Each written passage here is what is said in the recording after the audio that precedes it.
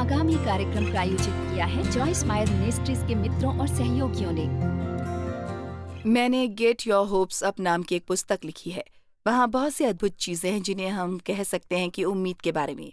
लेकिन उनमें से एक चीज जिसका मैंने पता लगाया है और उसके बारे में पुस्तक में एक अध्याय भी लिखा है कि उम्मीद की ऊर्जा है। हाँ, वास्तव में इसका पता मैंने लगा है कि जब मैं उम्मीद से भरी हूँ तो सचमुच उत्तेजित अपने जीवन में कुछ होने की उम्मीद ये वास्तव में मुझे शारीरिक ऊर्जा देती है। हमारे विचार हमारी भावनाओं से जुड़े हैं और हमारे शब्द और हमारे क्रियाकलाप और मेरा मानना है हमारी ऊर्जा के स्तर। मुझे लगता है कि जब हम नकारात्मक चीजें सोचते हैं और दुखी कुचले जाने वाली बातें तो ये ऊर्जा को सुखा देता है, और जब हम उम्मीद भरी बातें सोचते हैं तो मेरा मानना है कि ये हम में ऊर्जा पैदा करता है।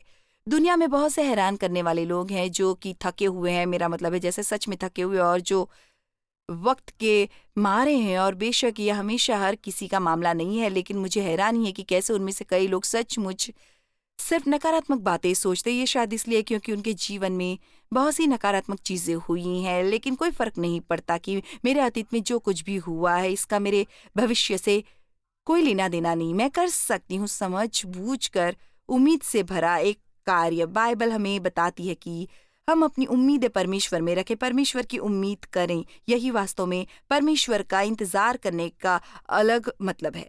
बाइबल में बहुत सी जगहों पे, खास तौर से विस्तारित बाइबल में, जहां वो कहता है परमेश्वर का इंतजार करो, ये कहता है परमेश्वर की उम्मीद करो, परमेश्वर को ढूंढना और चाहना। तो मैं आपसे एक सवाल पूछती हूँ, आज आप परमेश्वर से क्या उम्मीद रखते हैं? अगर आप सच्ची खुशी उम्मीदों से भरे हुए हैं, उम्मीदों से भरपूर, तो मैं शर्त लगाकर कह सकती हूँ आज आप में ज्यादा ऊर्जा होगी किसी और दिन से।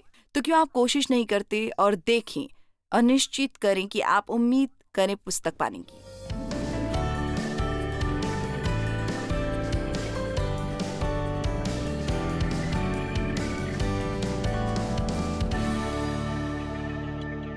आज सुबह मैं आपसे बात करना चाहती हूँ। मैंने ये संदेश रखा है, लेकिन मैं वास्तव में आपसे बात करने वाली हूँ धोखे के बारे में।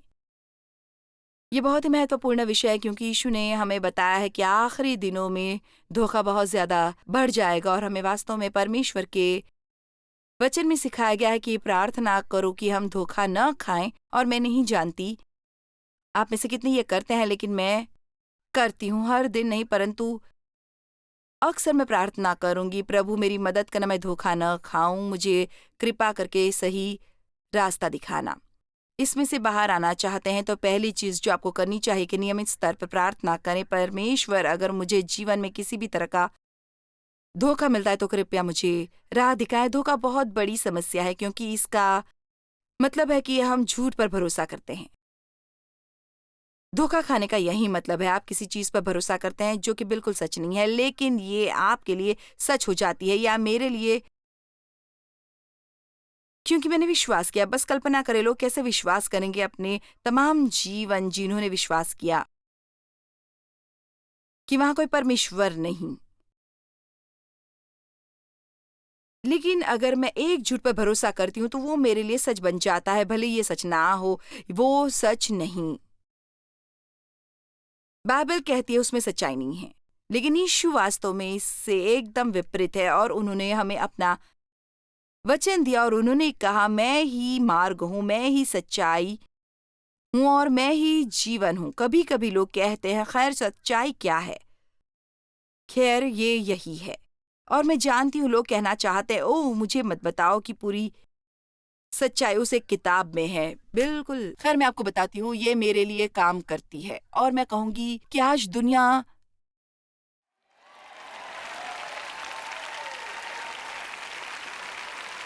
की जो हालत है और जिस तरह से लोगों के जीवन जा रहे हैं और समाज जिस तरह से आगे बढ़ रहा है, मेरा मतलब है मैन ऐसी कोई कोशिश क्या नहीं हुई होगी। मैं कभी कभी अपने उपदेशों में कहती हूँ आप जानते हैं अगर मैं अपने पूरे जीवन परमेश्वर पर विश्वास करती हूँ और मैं अपना पूरा जीवन इस पर विश्वास करते बिताती हूँ, मैं गलत थी। मैंने पूरा जीवन एक झूठ पर विश्वास किया। कम से कम मैं अभी भी खुश हूँ। अगर आप परमेश्वर पर विश्वास नहीं करते और आप अपने जीवन के अंत में आते हैं और आप गलत है, मैं अभी भी खुश थी, लेकिन शायद आपने सोचा आपके जीवन के दौरान खुश थे, लेकिन आप निश्चय ही आखिर में निराश होने वाले हैं। इसलिए फर्क नहीं पड़ता कि किसी दूसरे ने आपको क्या बनाया, आप खुद नहीं पढ़ते। और वो एक Barnes and nobles book store में गया और उसने मेरी पुस्तक battle field of the mind देखी और बस एक तरह से जैसे मेरा मजाक बनाना शुरू किया, जैसे वो सोचती क्या है कि वो कौन है। और उसने ऐसे ही बेतरतीब ढंग से पुस्तक खोली और जिस पर उसकी किताब खोली, मैं एकदम सही शब्द तो याद नहीं कर सकती, लेकिन ये उससे बेहतर है जो मैंने आपको बताया। लेकिन ये ऐसा था, आप जानते मैं तुम्हें ढूंढ रहा था और तुम्हारा ही इंतजार कर रहा था और तुम जवाब ढूंढ रहे थे। इसलिए उसने छिपा के वो किताब खरीद ली, चोरी छिपे घर ले गया क्योंकि वो नहीं चाहता था कि लोग देखें। और वो विस्तारित बाइबल के बारे में मेरी बातचीत सुनता रहा। फिर वो बाहर गया और चोरी छिपे उसे घर ले आया और उसने ज्यादा से ज्यादा उसे पढ़ा। वो उसका कायल होता गया जैसे जैसे वो वचन को पढ़ता गया कि उसमें कुछ ऐसा था, सब कुछ जो यीशु के बारे में। खैर, पता चला कि उसकी पत्नी भी छिप छिप कर बाइबल पढ़ रही थी। वो लंबी कहानी छोट में, वो और उसकी पत्नी और उनके सभी बच्चे बचा लिए गए।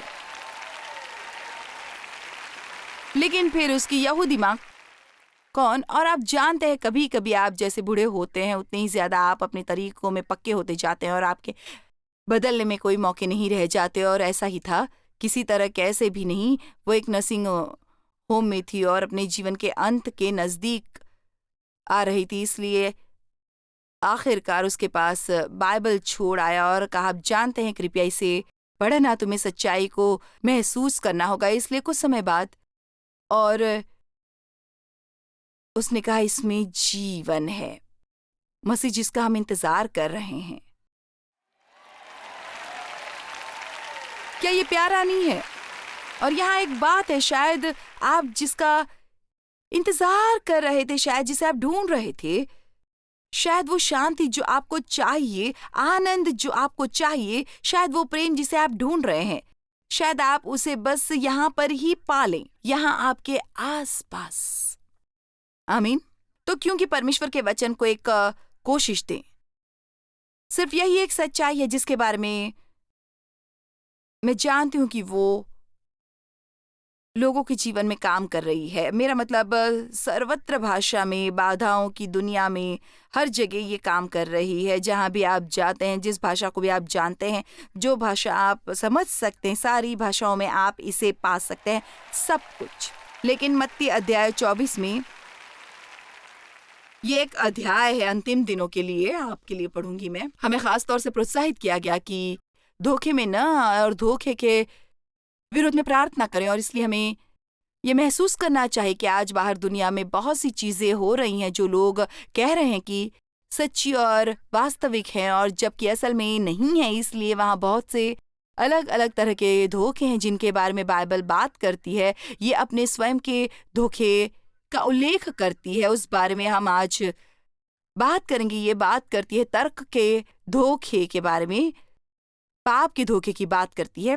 पाप कितना आकर्षक दिख सकता है और ये आपके साथ क्या करता है। एक बहुत ही धोखादायक चीज दुनिया में है। ये बात करती है धन दौलत के धोखे के बारे में। दुनिया में सब तरह के अलग अलग धोखे हैं और ये चीजें हैं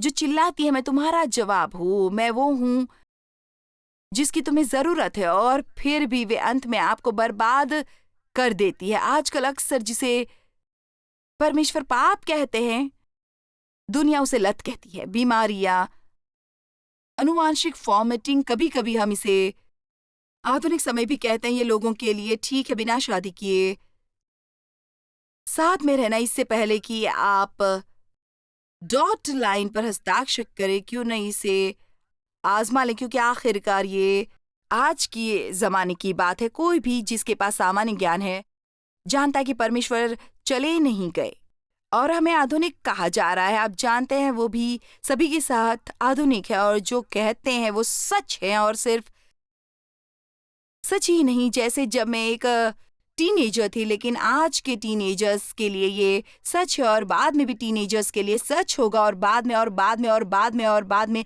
जिस तरह से चीजों में तेजी से गिरावट आ रही है देखकर डर लगता है। और आप जानते हैं हम हर समय हर किसी का मन नहीं बदल सकते, लेकिन अगर मसीही और जो बातें मुझे चिंतित करती है वो है मसीहियों के बीच समझौता। अगर हम केवल दुनिया में बाहर निकले और जो है वहीं रहे, हमारे जीवन उपदेश बन जाएंगे और हमारे जीवन इतने अलग होंगे दूसरे लोगों से कि लोग जानना चाहेंगे मसीह के बारे में। लेकिन अगर हम दूसरों से अलग नहीं है तो कोई क्या चाहेगा? आप जानते हैं कोई वजह नहीं है उसमें कि किसी और को क्यों चाहे।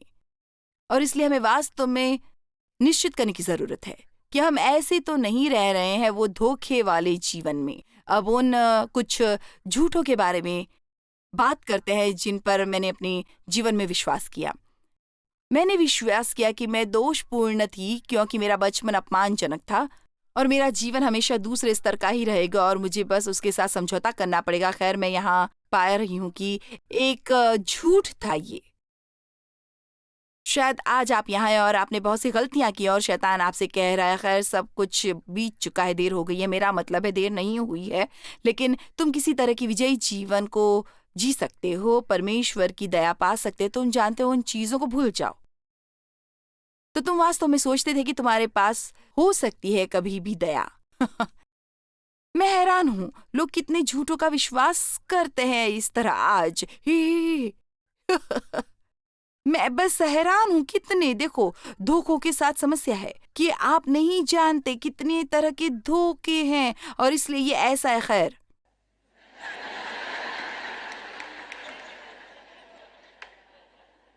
मैं झूठ पर विश्वास नहीं करता। लोग गड़बड़ी में हैं और लोगों को गड़बड़ी से बाहर निकालना मुझे अच्छा लगता है। मुझे उनसे बदलाव की उम्मीद रहती है। मुझे अच्छा लगता है ये बदलाव देखना उनमें।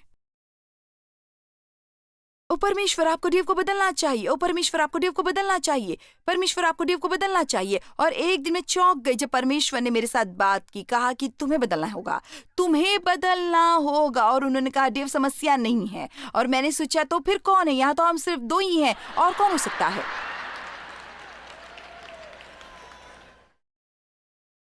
मेरा मतलब है गंभीरता से। आप अपने जीवन में दूसरों में कितने दोष ढूंढते रहते हैं, ये भाग नहीं।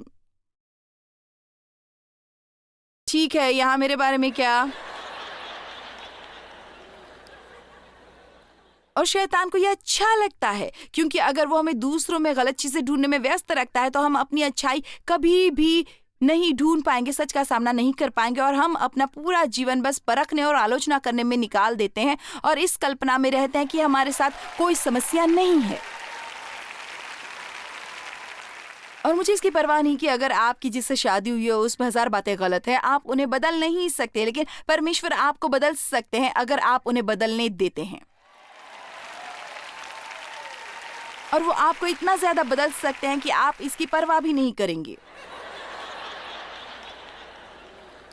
देव अभी भी वो चीजें करता है जो मुझे पागल कर देती थी और अब मैं थोड़ी भी परवाह नहीं करती, बिल्कुल परेशान नहीं होती, मुझे तंग नहीं करता, मुझे कुछ फर्क नहीं पड़ता और मैं सालों पागल होती रहती थी उन चीजों के बारे में। वो नहीं बदला, परंतु परमेश्वर ने मुझे बदल दिया। लेकिन वो आपको नहीं बदलेंगे जब तक आप कहने के लिए तैयार नहीं। तो परमेश्वर, मैं धोखा नहीं खाना चाहता, मुझे सच्चाई दिखाएं, सच्चाई का सामना करने में मदद करें। तो मैंने सभी तरह की चीजों पर विश्वास किया जो सच नहीं थी। इसलिए रोमियो 12 में बाइबल कहती है कि हमें अपने मनों को नया करना चाहिए परमेश्वर के वचन के अनुसार। आज दुनिया में इतना ज्यादा धोखा है, बस पागल करने वाला सामान, वो चीजें जिनका कोई मतलब नहीं है। एक चीज जो मैंने पढ़ी कहती है स्वयं को धोखा देने को सामान्य ज्ञान के विरुद्ध पाप कहते हैं। याद है कल रात मैंने कहा था, अब जानते पिछले 10 वर्षों में या ऐसा ही मैंने इस नतीजे पर पहुंचना चाहा। आप जानते हैं मैं जो कर रही हूं वो काम नहीं कर रहा है तो फिर उसे क्यों करते रहना चाहिए? आप जानते हैं अगर मैं उन लोगों पर हर समय नाराज रहती हूँ जिन्होंने मुझे चोट दी है और ये उन्हें बिल्कुल बदल नहीं रहा है, ये सिर्फ मुझे दुखी कर रहा है, तो फिर नाराज क्यों रहूं? अगर मैं पूरा समय चिंता करती हूँ और इससे मेरी समस्याएं बदल नहीं रही हैं, ये सिर्फ मुझे अल्सर और सिर दर्द दे रही है, तो फिर उसे क्यों करते रहना? क्यों नहीं हम बस थोड़ा सा सामान्य ज्ञान हासिल करते? ये इतना व्यवहारिक है, परमेश्वर का वचन इतना व्यवहारिक है और हमारे दैनिक जीवन पर लागू होता है। सचमुच अगर आप चाहते हैं लोग आपको पसंद करें तो बस आज ही इसका अंदाजा लगाएं। आप हर समय अपने तरीके से नहीं रह सकते, तब वे आपको बेहद पसंद करेंगे। आप टीवी पर विज्ञापन देखते हैं और उनके पास वो गोली है जो आप ले सकते हैं और आप $7 में वो गोली ले सकते हैं और अगर आप आज खरीदते हैं तो आपको एक बोतल मुफ्त मिलेगी। साथ में वो एक आपको भेंट भी देते हैं। ये आपके शरीर के अंदर कुछ ऐसा करती है जिससे आपकी चर्बी पिघल जाती है और आपको अपने रचाए हुए चर्बी के गोले कम करने में दिलचस्पी है। यहाँ मैं हूँ 40 साल से सच्चाई का उपदेश दे रही हूँ और लोग $1 का भी चंदा देना पसंद नहीं करते, क्योंकि मैं आपको ये नहीं बता रही हूं कि मैं आपकी नीचता को पिघला सकती हूं या मैं अपनी जादुई बाइबल आपके सिर पर रखकर आपको अच्छा बना दूंगी। मैं आपको बता रही हूं कि आपको स्वयं को मरना है और परमेश्वर आपके शरीर को क्रूस पर चढ़ाते हैं और वे आपको अपने प्रतिरूप में बदलते हैं और ये एक ही रात में नहीं होता है, इसमें समय लगता है, लेकिन ये सुनिश्चित है कि सबसे अद्भुत, सबसे शानदार, दिलचस्प सफर जो कोई भी कभी अपने जीवन में कर सकता है वो होगा। अब मैं बहुत ज्यादा सोचती हूँ और कभी मैं इस पर एक किताब लिखने की कोशिश करना चाहती हूँ इससे पहले कि प्रभु यहाँ मेरा काम पूरा कर दे, सिर्फ अपने सफर के बारे में। ओह मेरे खुदा, जब मैं सोचती हूँ कि मैंने कहाँ से शुरू किया था और मैं कितनी बेवकूफ थी और वो सब चीजें जिन पर मैंने विश्वास किया और जिस तरह मैंने व्यवहार किया और जिस तरह मैंने लोगों से बर्ताव किया और इस छोटी सी किताब से परमेश्वर ने मुझे क्या सिखाया है, आपको मुझे माफ करना होगा। लेकिन मैं बस अपनी बाइबल से प्रेम प्रेम प्रेम प्रेम प्रेम करती हूँ। मैं इसे प्रेम करती हूँ, मैं इसे प्रेम करती हूँ। मुझे नेचर प्रोग्राम पसंद है और पिछली रात मैं एक नेचर प्रोग्राम देख रही थी और वहां उनके पास 2 बबून थे जिन्होंने बहुत करीबी संबंध बना लिए थे और आप जानते हैं, मेरा मतलब है वो इतने खूबसूरत वे प्यारे हैं। मेरा मतलब है वे बस जैसे मेरे खुदा परमेश्वर ने वास्तव में क्या बनाया है। और मैंने सोचा ये शो अच्छा चल रहा था जब तक कि उन्होंने मुझे ये बताना शुरू नहीं किया कि वे नजदीकी कजिन्स थे। अभी आपके नजदीकी कजिन्स और आप जानते हैं आप उनके विकसित हुए हैं। आप जानते हैं यहाँ मुझे उनसे समस्या है और कोई भी इसे समझाने योग्य नहीं है। अगर हम एक बंदर से विकसित हुए हैं तो अभी भी वहां बंदर क्यों है? क्या मतलब उन्होंने विकसित होने का प्रोग्राम खो दिया था और वे जा नहीं पा रहे थे? मेरा मतलब मुझे ये समझ नहीं आया। खैर आप छूट गए क्योंकि आप अभी भी मुझे एक बंदर जैसे ही दिखते हो, लेकिन देखो मैं कितना सुधर गया हूं। सामान्य ज्ञान, सामान्य ज्ञान। ये किसका सिद्धांत था? एक विशेषज्ञ का। परमेश्वर का ज्ञान जो आप पा सकते हैं बिना किसी शिक्षा के भी। परमेश्वर का ज्ञान धरती पर के उन सब आदमियों के दर्शन शास्त्रों से कहीं ज्यादा महान है जो आप जानते हैं। सामान्य ज्ञान। ये कोई अचंभा नहीं है कि शैतान चाहता है कि लोग सोचे कि वे बंदर से आए हैं। क्यों नहीं एक जानवर की तरह व्यवहार करते हो? अगर तुम वहीं से आए हो तो अगर आप विश्वास नहीं कर सकते कि आप खास हैं तो आप कभी एक खास की तरह व्यवहार भी नहीं कर सकते। लेकिन ये विश्वास करना कि आप परमेश्वर के रूप में रचे गए हैं और कि उनके पास आपके जीवन के लिए एक योजना है और कि उन्होंने अपने हाथों से आपको बनाया है, आप माता के गर्भ में थे और वो आपसे प्रेम करते हैं और उन्होंने कहा है कि वो आपको कभी छोड़ेंगे नहीं, कभी त्यागेंगे नहीं। ये ऐसा है जो आपका जीवन अद्भुत बना देगा। आमीन। और अब मैं अपने रास्ते से भटक गई हूँ और मैं अपनी जगह वापस आ गई, पता नहीं मैं क्या कर रही हूँ। मुझे विश्वास है कि परमेश्वर मुझसे प्रेम करते हैं, मैं बहुत अच्छी इंसान हूँ। ये एक झूठ था। देखो, प्रेम ऐसा कुछ नहीं है जो परमेश्वर करते हैं कि हम कमाते हैं। प्रेम है जो परमेश्वर हैं, वो प्रेम है। मेरा विश्वास था कि मैं आध्यात्मिक थी, मैंने किया। मैं हर हफ्ते चर्च जाती, मैं चर्च बोर्ड पर थी। अब मैं आपको बताती हूँ, अब आप बोर्ड पर होते हैं, क्या होता है। ओ दोस्त, आप अब आध्यात्मिक हैं, आप विशेष वर्ग में से एक हैं। अब दशमांश देते थे। हमारे बच्चे मसीह स्कूलों में जाते थे। मुझे लगता था कि मैं धार्मिक और आध्यात्मिक थी, जब तक कि मैंने याकूब 1:26-27 नहीं पढ़ा।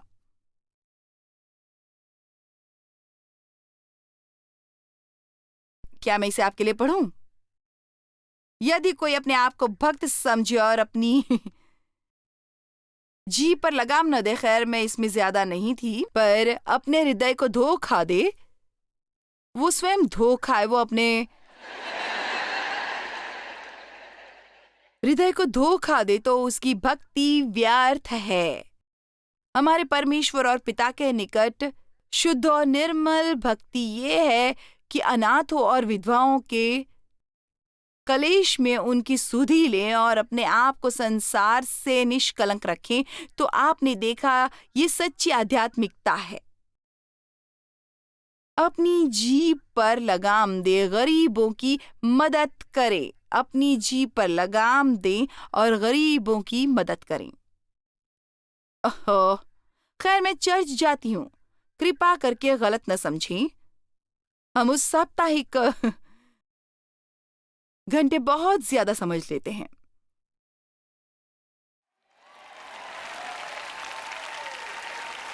ओ ओ ओ, और हमें लगता है कि ये बहुत ज्यादा है। और यीशु ने हमें एक जीवन दिया है, एक रहन सहन, और हमें जीवन परमेश्वर के साथ करने की जरूरत है। सुबह से जब हम सुबह अपनी आंखें खोलते हैं, जब तक हम रात में उन्हें बंद नहीं करती, ये परमेश्वर के बारे में है। और मुझे परवाह नहीं अगर लोग सोचते हैं मैं कट्टरपंथी हूँ या सबसे ऊपर या किनारे पर। अगर आप अपने जीवन में परमेश्वर को पहले रखते हैं तो हर चीज अपनी जगह पर चली जाती है। लेकिन मुझे याद है मुझे कैसे धोखा मिला था, और मुझे लगता है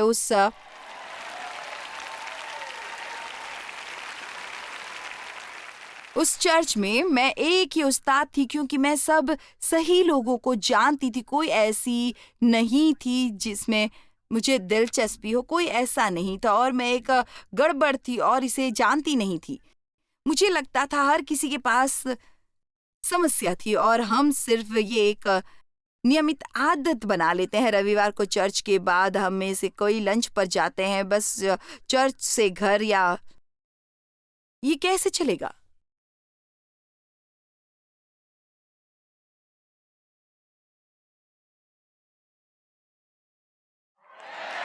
हाय गाइस, आप सब कैसे हैं?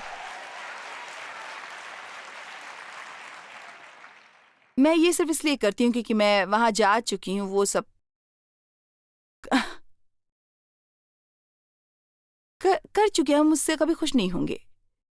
एक ही तरीका है जिससे हम वास्तव में खुश रह सकते हैं कि हम परमेश्वर की मर्जी करें। और आज लोग ऐसे क्यों हैं, उसका एक ही कारण है, या ये कोई भी जनरेशन हो, ये कहने की कोशिश करो कि यहाँ कोई परमेश्वर नहीं है और वे चाहते हैं एक नास्तिक बने। मैं आपको बताऊंगी, हर तथाकथित नास्तिक जल्द ही बचा लिया जाएगा अगर वे सोचते हैं कि उन्हें फायदे मिल सकते हैं बिना परमेश्वर के किसी नेतृत्व में आए। वो क्या कहते हैं कि अपने ही काम करें। वे पाप की धोखा धड़ी से धोखा खा जाते हैं। मैं जानना चाहती हूँ कि क्या मैं सही कह रही हूँ। मैं चाहती हूँ इसलिए नहीं कि मुझे लगता है मुझे ये करना चाहिए, लेकिन मैं सोचती हूँ कि ये एक तरीका है जिससे हम परमेश्वर का सम्मान कर सकते हैं। खैर, मुझे यकीन है, ये उम्मीद है कि आज की शिक्षा ने आपको एक बेहतर समझदारी दी कि कैसे परमेश्वर की सच्चाई हर झूठ को पराजित कर सकती है जो दुश्मन को अच्छा लगता है कि आप अपने बारे में सोचिए, अपने जीवन के बारे में विश्वास करें। यूहन्ना 8:31-32 को याद करें, यदि तुम मेरे वचन में बने रहोगे तो सचमुच मेरे चेले ठहराओगे और सत्य को जानोगे और सत्य तुम्हें स्वतंत्र करेगा। इसलिए हमें खुशी है कि आप आज हमारे साथ हैं। यकीनन हम आभारी हैं कि आपने हमसे परमेश्वर के वचन शेयर किए और मैं प्रार्थना करती हूँ कि आपका शेष दिन अद्भुत विस्मयकारी हो। जॉयस मायर मिनिस्ट्रीज में आप हमारे लिए बहुत ही कीमती हैं, जितना कि आप जानते हैं। हम आपकी सराहना करते हैं और इस सेविकाई को दुनिया भर में संभव बनाने के लिए हम अपने दोस्तों और सहभागियों को धन्यवाद देते हैं। हम साथ मिलकर भूखों को खाना खिलाते हैं, गरीबों को कपड़े देते हैं और कई देशों में सुसमाचार बांटते हैं। अपना प्रार्थना निवेदन भेजने के लिए कृपया आज ही संपर्क कीजिए। हमारे स्रोतों के बारे में और भी जानिए। जॉयस की सभाओं की सूची देखिए हमारे साथ सहभागी बनने के लिए, क्योंकि हम दुनिया भर में मसीह के प्रेम को बांटते हैं।